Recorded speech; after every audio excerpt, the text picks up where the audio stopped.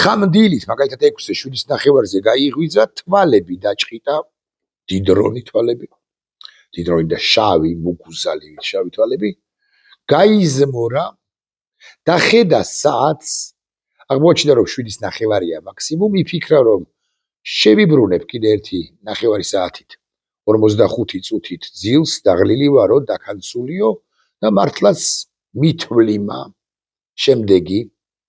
შემდგომი 45 წუთი.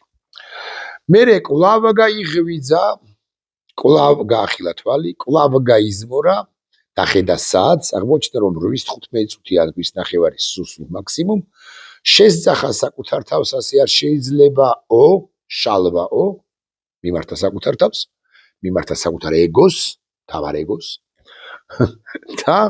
და მართლაც წამოჯდა ჯერ და მერე ისევ დახედა ტელეფონს და აღმოაჩინა რომ WhatsApp-ზე ლუბიანკიდან მოსული ჰქონია ინსტრუქციები ქართულ ენაზე. ინსტრუქციები შენ დღეს 10 საათზე 11.5-ზე სულ მაქსიმუმ გამოხვალ და მორიგანტი დასავლურ ანტიევროპულ გაცხადებებს გააკეთებ. ქართულ ენაზე გააკეთებ, რასაკვირველია, დამაჯერებელი იქნები, რასაკვირველია, ეს შენს ნაჩალსტვოსთან, ბიზნა ივანიშვილთან პრინციპში შეთანხმებულია. განა არა, ამას იწერება ვინმე ივანოვი პეტროვის სიდოროვი მნიშვნელობა არ აქვს. რუსი ის ინსტრუქტორი, რომელიც უშუალოდ პაპუაშვილს ემუშავება შესაბამისად კიდევ გაიზმორა. ნელთბილი შხაპიც მიიღო, მაღალზე მაღალი ალბათობით, თუმცა ბოლომდე დარწმუნებული არა ვარ. და უკვე 10 საათზე პარლამენტის სხდომათა დარბაზთან, აი ტრიბუნა როა გამოტანილი, იქ ჩამოდგა და თქვა, ევროპა საშინელია, ევროკავშირი ჰგავს ამის საბჭოთა კავშირს, ჩვენ არავის რეკომენდაციები არ გვჭირდება, რომც გამოგვიგზავნონ არ წავიკითხავთ, ევრობიუროკრატია ჩვენ გვებრძვის, ჩვენ ვართ რაღაც სუვერენული სახელმწიფო, ასეთი ევროპა არ გვინდა და მსგავსი წინააღმდეგობა. ამბავი ის არის, რომ ამას იშვიათად კი არ აკეთებს საქართველოს პარლამენტის თავმჯდომარედ წოდებული პირი შალვა პაპუაშვილი, არამედ აკეთებს ყოველდღე. და ფიქრი იმის თაობაზე, რომ მართლაც ინსტრუქციები მოზდის. ლუბიანკიდან ეს ფიქრი სავსებით და საკმაოდ დამაჯერებელი და საფუძვლიანი. აბა თუ ყოველდღიურად ეს კაცი ასეა და კომპლექსებული და ყოველდღიურად თავისით მოზდის განცხადებების გაკეთების სურვილი უჩნდება ანტიევროპული განცხადებებისა, მაშინ უკაცრავად სიტყვისთვის და თლად გაგიჟებულა. მაშინ კიდე სხვა პრობლემასთან, როგორც სიმართლე გითხრათ, სახელდებას ვერ ვახერხებ, სხვა პრობლემასთან გვაქვს საქმე. არა, მე მაინც მგონია, რომ შალვა პაპუაშვილი სააღჭკუაზეა და შესაბამისად რაღა ის სააღჭკუაზეა, ვფიქრობ, რომ არ ვიცი, რამდენად ყოველდღიურად ეს შესაძლოა გადაჭარბებულია, მაგრამ ინსტრუქციებს ყოველ კვირაში ერთხელ მაინც იღებს სწორედასწორ ლუბიანკიდან ივანოვი, პეტროვი, სიდოროვი, ფიოდოროვი, ვიღაცა ემუშავება და უგზავნის. შესაბამისად ეს დასრულებს ბიზნა ივანიშვილთანაც გადათანხმებული იქნება. უშუალოდ შეიძლება არა, მაგრამ აი აბას თუმანში ოლიგარქის გარშემო ვინც მოძრაობს, ვინც იმყოფება, ალბათ მაინც რუსი ინსტრუქტორები, რუსი რჩევლები ბიზნა ივანიშვილისა მათ მაინც უგზავნის, ამას ვაპირებ და რა აზრის არის? Давай. Продолжай. Тоже духе продолжай, шалва. მეორე მხრივ, ცოტა გასაკვირი იყო გუშინდელი ამბავი. ნიკოლოზ სამხარაძე ასეთი კაცი, საქართველოს პარლამენტის წევრი, იცით რა, არ არის მაინც და მაინც რაღაც გამორჩეული და აქტიური და ანტიდასავლელური რიტორიკით ყოველდღიურად გამოდის ის კაცი, არა. მაგრამ ამ ქართული ოცნების ბანდის წევრი, რასაკვირველია, მოგვარეა კი არა ქვია იმას, დიმიტრი სამხარაძეზე უკეთესად გამოიყურება, სხვა თუ არაფერი ინგლისური იცის 37 ღერი და იმან ქართულიც არ იცის 2 ღერი, მაგრამ არსებითი სხვაობა მათ შორის არ არის, რაღაი გაჩერდი, შერჩი, მიზესთა გააბო ქართულ ოცნებას, შენც ამ ბანდის წევრი ხარ.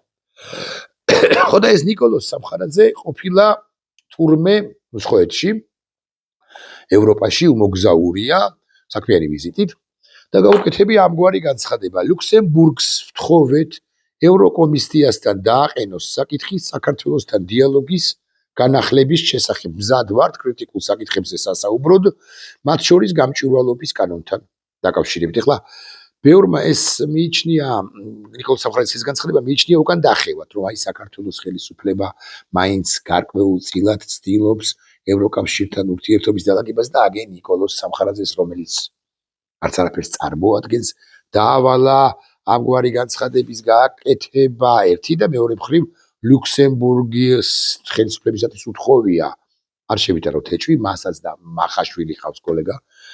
ამ კაცს ორ პერსონას უთხოვია თუ ხება დაგვეხმაროთ საქართველოსთან დიალოგის განახლება, რომ დაიწყოს ევროკავშირმა კრიტიკულ საკითხებზეც ვისაუბრებთ, განა არაო. მათ შორის გამჭვირვალობის კანონთან დაკავშირებითაც მზად ვართ შემოვიდეთ პოლემიკაში. პრობლემა სხვა რამეა. თვალთმაქცია ნიკოლოზ სამხარაძე რეალურად და ნიკოლოზ სამხარაძე კი არა ვერც ვერავინ ვერც პაპუაშვილი უივანიშვილოდ და ვერც სამხარაძე ვერც უპაპუაშვილოდ რასაკვირველია ნაბიჯს ვერ გადადგამს. და ეს ყველაფერი აი თვალთმაქცობა ესენი ეუბნებიან ევროკავშირს და ახლობით შემდეგ ჩვენ ქართულ ოცნებას არაფერი დაგვიშავებია.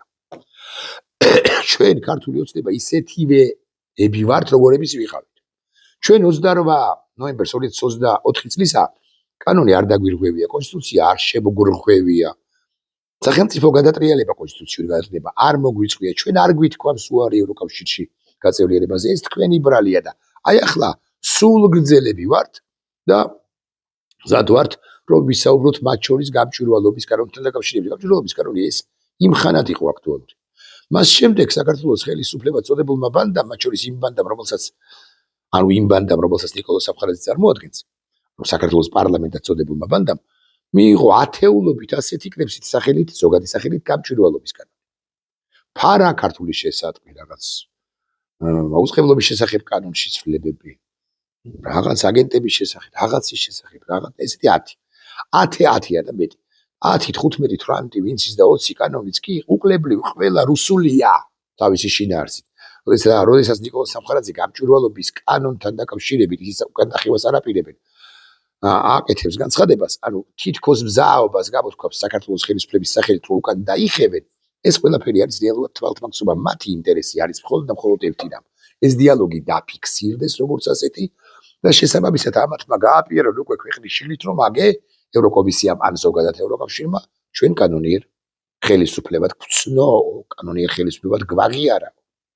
რეალურად ეს არის მათი სურვილი და არანაირად არ არის სურვილი მათი უკან დახევა, რომ ვიცოდეთ მაინც სხვა შორის გაყიდა ერთგვარად კოლეგა ლევან მაჭავარიანმა, გაცილებით დიდი ბანდიტია ვიდრე ნიკოლოზ სამხარაძე.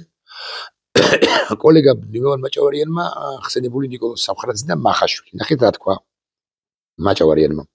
ძალიან მნიშვნელოვანი ვიზიტია.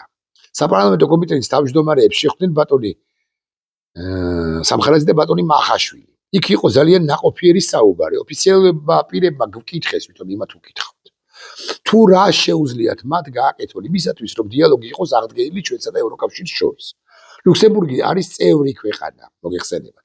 რა თქმა უნდა, ჩვენი მხრიდან ერთადერთი რაშიც შეგვიძლია მათი როლი ამ შემთხვევაში ვნახოთ არის ის, სტილი დასულია, მისიც ვერ ლაპარაკობს ქართულად, წინააღმდეგებს ვერ წარმოთქვამს ობიექტურად, აქედან გამომდინარე, რაღა ის სტილი დასულია, მეც არ ვასწორებ გზა და გზა რედაქტირებას არა. უკეთებ მის ტექსტს.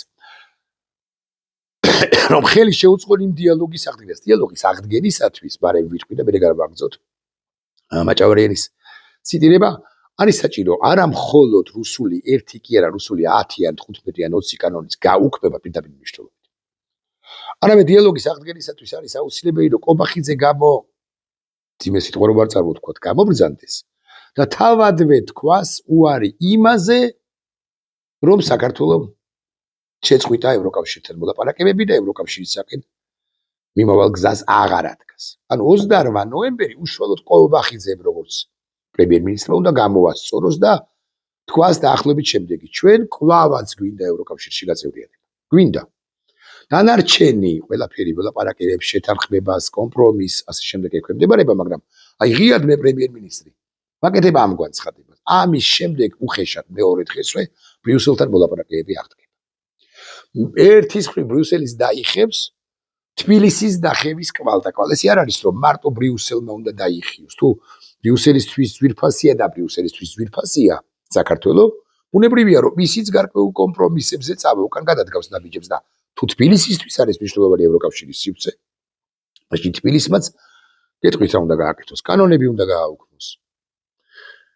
პოლიტპატიმრები და სინდისპატიმრები უნდა გაანთავისუფლოს. და ასე შემდეგ და ასე შემდეგ. მაჭავარიანი ამბობს, ჩვენ არაერთხელ გვაქვს გაცხადებული, რომ ნებისმიერ დროს მზად ვართ ბრიუსელთან დავჯდეთ სასაუბროდ. ოღონდ ეს საუბარი უნდა იყოს სიღრმისეული, საგნობრივი და შინაარსობრივი გარჩევა უნდა მოხდეს. ყველა იმ პრეტენზიის, რა პრეტენზიას აბსოლუტურად უსაფუძვლოდ და არგუმენტების გარეშე აქვს ბრიუსელს საქართველოსთან იმართებაში ვერ გავიგე. თუ განიხილავ წინასწარ, აპირებ რომ განიხილო წინასწარ, რატო განსაზღვრავ, რომ ეს პრეტენზიები ბრიუსელისა თბილისის მიმართ არის უსაფუძვლო, უარგუმენტო, არაფრის მომცემი. საგნობრივად განვიხილავთ ყველა პრეტენზიას და ყველა საჯილდაო ქვას, ყველა საჯილდაო საკითხსო, მაგრამ ესო საბოლოო ჯამში მაინც უსაფუძვლო და არა არგუმენტირებული, უარგუმენტო პრეტენზიებია ბრიუსელისა თბილისის მიმართ. ეს არის ერთი ამბავი, მაგრამ ნიკოლოზ სამხარაძე აკითხარით, რომ არ არის დამოუკიდებელი ფიგურანტი. ამათ სჭირდებათ მხოლოდ და მხოლოდ თვალთმაქცობა და ცდილობენ, რომ ბრიუსელს აჩვენონ საკუთარი ბრჭყალებში ბრგეობა, რომ უკან არ დაიხევენ არც ერთი ნაბიჯით. ლეგიტიმაციის პრობლემა აქვს ამათ რეალურად და ამიტომაც ოღონდაც დაუკასრავად მიეტენონ ბრიუსელს. ახლა თითქოს და ბევრი მოქალაქეს მოეწონა თითქოს ნიკოლოზ სამხარაძის განცხადება, ამგვარ განცხადებებს აკეთებენ თვალთმაქცურ განცხადებებს. რეალურად მათი სახე არ არის ნიკოლოზ სამხარაძე და არც ლევან მაჭავარიანი.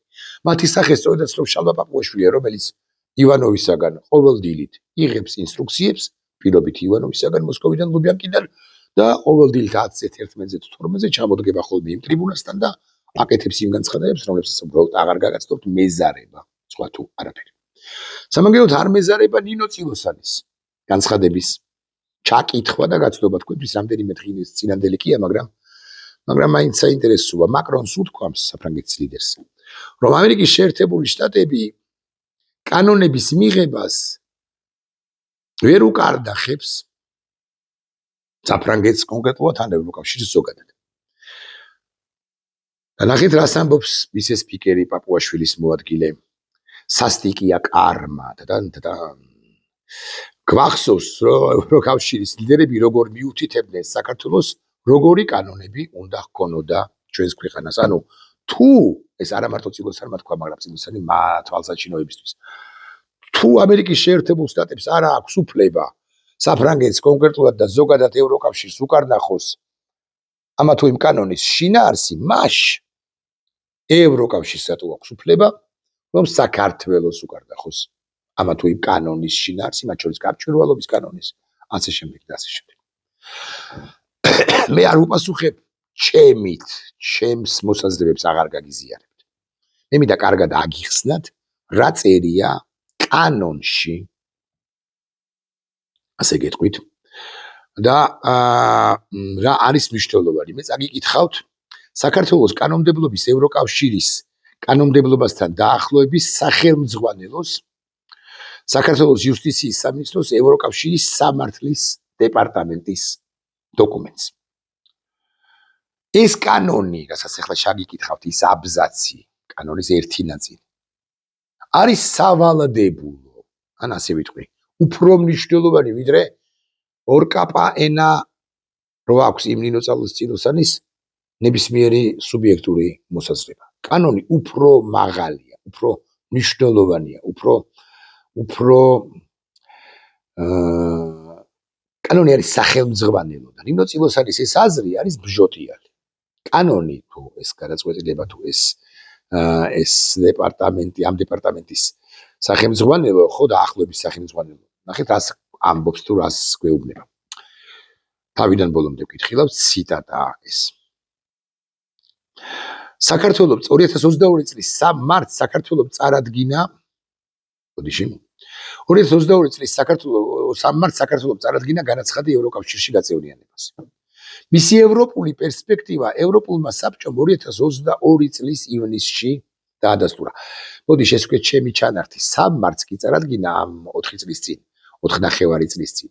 მაგრამ არ ვიცი გახსოვთ თუ არა როგორ იფხრეწდა პირდაპირ თუ ირიბი მნიშვნელობით თუ უფრო ალბათ უმრავლესობის ლიდერი იყო იმ ხანად თუ არ ვცდები ან ფრაქცია ქართული ოცნების ლიდერი იყო იმ ხანად ირაკლი კობახიძე და როგორ ჯიუტად ამბობდა რომ არა ჩვენ ჯერ კიდე და ჩვენ მაინც დავფიქრდებით უნდა წარმოადგინოთ თუ არა ევროკავშირში გაწევრიანების თაობაზე საქართველოს განაცხადი რომ არა საზოგადოების ზეწოლა და ეს ის პერიოდია ის მომენტია როდესაც უკრაინამ და მოლდოვამ იგივე გააკეთეს და ჩვენ ამიტომ მოვთხოვეთ საქართველოს დე-ფაქტო ხელისუფლებას მაშინ დე-იურეს სასწრაფოდ შეიტანე განაცხადიო რომ მიუხვდით იმ თავით რომ უკრაინა და ევროკავშირი უკრაინა და მოლდოვა დაწინაურდნენ ევროკავშირის გზაზე და ყველაფერს აკეთებდა საქართველოს ხელისუფლება ქართული ოცნების ხელისუფლება რომ ეს განაცხადი არ შეეტანა მაგრამ მე იზოლებული გახდა ეს ყველაფერი მოხდა 3 მარტს 22 წლისა და 22 წლის ივნისში ევროპულმა საბჭომ დაადასტურა ეს სერია დოკუმენტში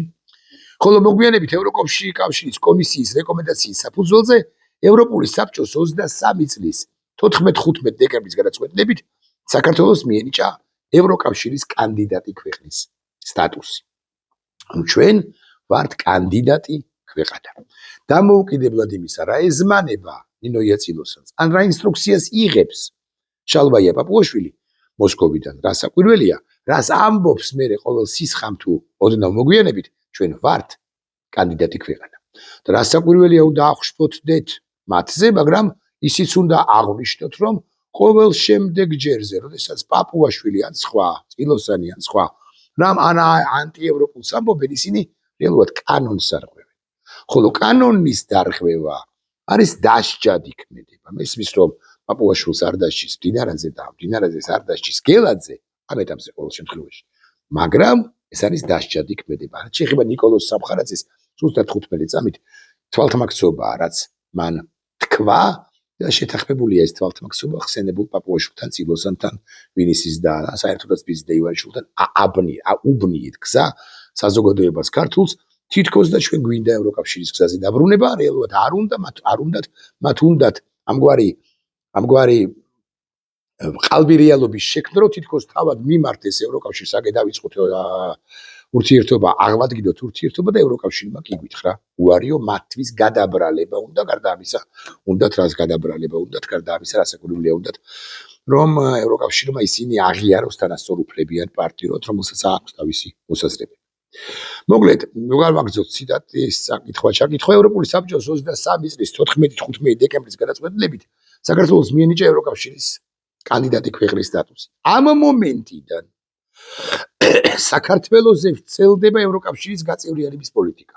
უნდა ეს ცილოსაც თუ არ უნდა ვრცელდება საქართველოზე ევროკავშირში გაწევრიანების პოლიტიკა. შესაბამისად, ეროვნული კანონმდებლობის ევროკავშირის კანონმდებლობასთან დაახლოების ვალდებულება ახლა უკვე გავრცელდება მთლიანად ევროკავშირის კანონმდებლობასთან მიმართებით. ანუ შენი კანონი უნდა დაუახლოვდეს ევროკავშირის კანონს. და ეს თავად წერია კანონში.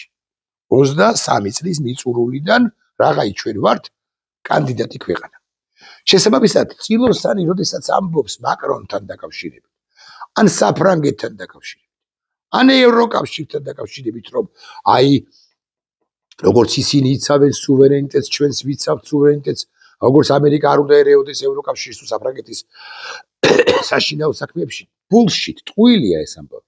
ჩვენ ვალდებულება გვაქვს თუ გვაცხადებთ კლავაც, რომ ევროკავშირში გაწევრიანება გვინდა. საკანონმდებლო დონეზე ამას არ ვაცხადებთ, უფრო ზუსტი რომ იყო განცხადების დონეზე 28 ნოემბრიდან არ ვაცხადებთ, იმიტომ ცხოვრობთ ჩვენ ახლა სახელმწიფო გადატრიალების შემდგომ თუ სახელმწიფო გადატრიალების შედეგად არსებულ ქვეყანაში. ალბათ ასე ჯობს ჩამოყალიბება. გარკვეულ დოკუმენტებში ეს მაინც არის დაფიქსირებული, ყოველ შემთხვევაში ასე ღიად ჩვენ არ გვითქვამს მაშინ კონსტიტუციაში, რომ ევროკავშირი ნატოსკენ არ მივდივართ, სახელმწიფო გადატრიალება, სახელმწიფო კონსტიტუციური გადატრიალება კი მოხდა. და აი აქ მივდივართ რაღაცა გაჭედვამდე, გაჭედილობამდე. თუ საქართველოს დე-ფაქტო ხელისუფლებაა და რაღაცა საქართველოს დე-ფაქტო ხელისუფლება წინააღმდეგია საქართველოს ევროკავშირსა და ნატოში გაწევრიანებაზე, გაწევრიანების წინააღმდეგია, გაწევრიანებისა. მან უმაღლესი კანონიც უნდა მოიხოს. ანუ კონსტიტუციიდანაც უნდა მოიხოს 78 მუხლი. ამის გაკეთება ბიზნა ივანიშვილს უნდოდა 26 ოქტომბერს არჩევნების შემდეგ. თუ საკონსტიტუციო უმრავლესობას დაისაკუთრებდა, მაგრამ ვერ მოახერხეს. საქართველოს ხელისუფლებას აწვევიან შიგნიდანაც და რუსებიც, რომ საკანონმდებლო დონეზეც კი ყველა კანონიდან ამოიღე და ღიად განაცხადე, რომ არ მიდიხარ ევროკავშირისა და ნატოსკენ. საქართველოს ხელისუფლება ამას ჯერჯერობით ვერ ახერხებს, თუმცა არც თუ იშვიათად ბოლო პერიოდია ის მისხმები, რომ მოდი ჩავატაროთ რეფერენდუმი. მოდი რეფერენდუმი რომც ჩაატარონ და 99%-მა რომც თქვას უარი ევროკავშირში გაწევრიანებაზე, უბრალოდ ვერ იღებენ ვერ ცვლიან კონსტიტუციას. ამიტომ არც იმას არ გამორიცხავენ, რომ პრინციპში ახლა როცა ოპოზიცია მათეული გაგებით გვარიანად დასუსტებულია, რიგარეში არჩევნები ჩაატარა. მაგრამ აქაც კიდევ ერთხელ დაუდგებათ ლეგიტიმაციის პრობლემა. და აი ასას კილასა და ქარიმდეს შორის არიან გაჭედილები. კუნძულებს შორის. ორჩხულებს შორის. რომ ვიცოდეთ მაინც. ხო და აი ამ მდგომარეობაში არიან. ეხლა ეს არის მოკლე მიმოხილვა საბოლოო ჯამში და ამ მოკლე მიმოხილვის მთავარი არსი ერთხელ უზიაროთ საზოგადოებას. მთავარი არსი არის ის, რომ კონსტიტუციას არღვევენ. სახელმწიფო გადატრიალება მოხდა. პაპუაშვილს კვირაში ერთხელ ან ყოველდღიურად უკავშირდებიან ლუბიანკიდან და მოითხოვენ, როცა გაიზმორება ხოლმე თვალს დიდრონ შავ თვალებს, მუგუზალივი შავ თვალებს დაჭყეთს ხოლმე. მოსთხოვენ ხოლმე, რომ მან ანტიდასავლური განცხადება გააკეთოს. ნიკოლოზ სამხარაძე ეხლა როგორც არასერიოზული ფალავანი გამოაგორეს იმისთვის, რომ დაგვაბნიონ, მათ შორის ევროპელებიც დააბნიონ. ევროპელებს ზეთქვან მე რომ აი ევროპამ თავად თქვა უარი ჩვენთან მოლაპარაკებებს, ჩვენ პრინციპში თანახმად ვიყავით, რომ გარკვეულ კომპრომისებზე წავისულიყავით, მათ შორის გამჭვირვალობის კანონისთვის გადაგვეხედა და არ არის მარტო ერთი გამჭვირვალობის კანონი პრობლემა ჩვენს ქვეყანაში, არის ის ჯოჯოხეთი კოშმარი, რომელიც დაატრიალა ქართულ მოსნებამ 23-დან და 24-დან განსაკუთრებით. რომ ვიცოდეთ მაინც. ნინო წილოსანი და სხვები სისულელეებს ბჟოტიალობენ კანონი ავალდებულებს საქართველოს მათ მიერ მიღებული კანონი. რომ თანხმედრაში მოიყვანონ ადგილობრივი კანონმდებლობა ევროპულ კანონმდებლობასთან. არ მოხავთ ეს გასაგებია. არავინ არაფერს არ კარნახობს და არ კაბაზე თუ ქვედაბოლოზე არავინ ეკიდება ქალბატონ ნინოს მათ შორის და არავინ არავის არ კარნახობს არაფერს, არავინ არავის არ ეპატიჟება თუ ამ ქვეყანას არ სურს გაწევრიანება. ამბავის ის არის, რომ ქვეყანას საზოგადოებას გულისხმობს სურს, მაგრამ სახელმწიფო გადატრიალების შედეგად ქვეყანაში არიან ბანდიტები მოსული.